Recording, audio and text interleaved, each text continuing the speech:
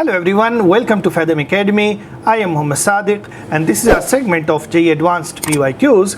इसमें अभी हम IIT-JEE 2006 के क्वेश्चंस डिस्कस कर रहे थे. So let's begin. आज का हमारा क्वेश्चन जो है वो atomic structure de Broglie's hypothesis उससे रिलेटेड है. So क्या दिया हुआ है? In hydrogen-like atom Z is equal to 11, the nth line of Lyman series has wavelength lambda equal to the de Broglie's wavelength of electron in the level from which it originated. Then what is the value of n? So अब ये थोड़ा सा ये question जो है इसको हमें situation यहाँ पे समझनी होगी कि nth लाइन की बात करें. जो लाइमन सीरीज़ है उसमें nth लाइन की जो वेवलेंथ है वो जिस लेवल से इलेक्ट्रॉन का ट्रांजिशन हो रहा है उस लेवल में जो डी ब्रॉगली वेवलेंथ होगी इलेक्ट्रॉन की उसके बराबर है. So we know Lyman series में जो ट्रांजिशन होता है वो n = 1 तक होता है. सो 2 से 1 पर जब होगा तो हमें पहली लाइन मिलेगी, 3 से 1 पर होगा तो दूसरी लाइन मिलेगी एंड 4th से 1 पर होगा तो तीसरी लाइन मिलेगी. सो अगर हमें nth लाइन मिल रही है तो इसका मतलब ट्रांजिशन जो हो रहा है वो n+1 लेवल से 1 पर हो रहा है. तो जो वेवलेंथ है लाइमन सीरीज़ की वो हम कैसे लिख सकते हैं? 1/λ is equal to r/z² and then 1/1 square, that is 1 simply, minus 1/n+1 whole square. ये होगा. ओके सो अगर nth लाइन है देन एनर्जी लेवल n+1 होगा. अब इसको सिंप्लिसिटी के लिए हम यहाँ पर r/z² इंटू 1 माइनस 1/m² कर लेते हैं. n+1 जो लेवल है उसको mth लेवल ले लेते हैं. सो m की वैल्यू हम कैलकुलेट करेंगे एंड देन n की वैल्यू जो होगी वो हम उससे निकाल लेंगे. तो ये जो ट्रांजिशन की वजह से जो लाइमन सीरीज़ है उसकी वेवलेंथ कितनी है ये यहाँ से हम निकाल सकते हैं. अब क्या कह रहे हैं कि ये जो वेवलेंथ है वो उस लेवल मतलब वो mth लेवल में जो इलेक्ट्रॉन है वहाँ पर जो उसकी डी ब्रॉगली वेवलेंथ होगी उसके बराबर ये वेवलेंथ है. So let's calculate the de Broglie wavelength.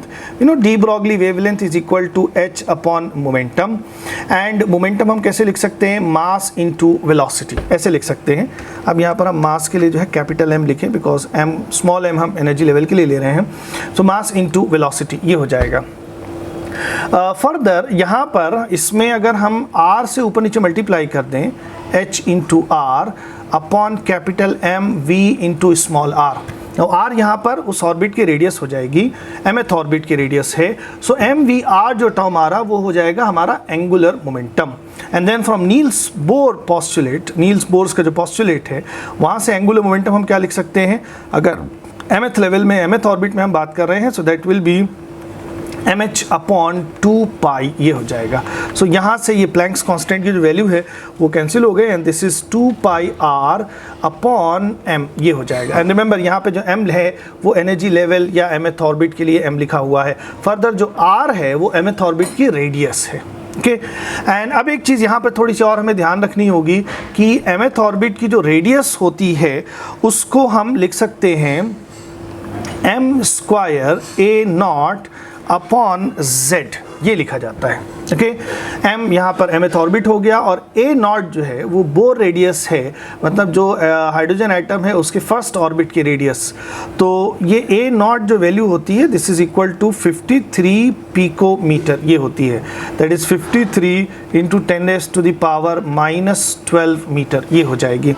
And z is atomic number, m is the principal quantum number here.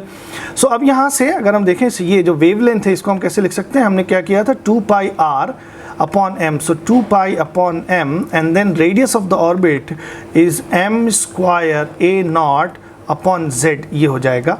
सो यहाँ से m एक कैंसिल हो गया and this is 2πm a0 upon z ये हो जाएगा. एंड देन अगर इसका रेसिप्रोकल करें 1 अपॉन वेवलेंथ जो होगा that will be z upon 2πm a0 ये हो जाएगा.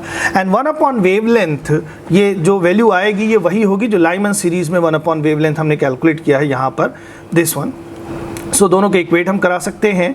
That is z upon 2πm a0 is equal to R Z square into 1 minus 1 upon M square, इस तरह से कर सकते हैं। नाउ अब हमें यहाँ पर हमारा जो वेरिएबल है वो स्मॉल m है, सो स्मॉल m को अगर हम राइट साइड में लेके चलें तो वो क्या हो जाएगा, m इंटू 1 माइनस एम आएगा ये, एंड देन हमारे पास जो वैल्यूज़ बचेंगी वो हो जाएगा 1 अपॉन जेड, दोनों तरफ से कैंसिल हो जाएगा, so 1 upon 2 pi A naught R into Z, ये हो जाएगा। अब राइट हैंड साइड में जो चीज़ें हैं वो सब कॉन्स्टेंट्स हैं, सो यहाँ पर हम वैल्यूज़ रख लेते हैं। 2 pi will be 6.28 and a nought is 53 into 10 raise to the power minus 12 and R is 1.1 into 10 raise to the power plus 7 and then z की वैल्यू जो है ये हमें दे रखा है 11। ओके, सो ये चीज़ हो जाएगी। अब ये थोड़ी सी कैलकुलेशन है यहाँ पर, एंड इसको अगर आप कैलकुलेट करेंगे सो ये वैल्यू यहाँ से आएगी 25।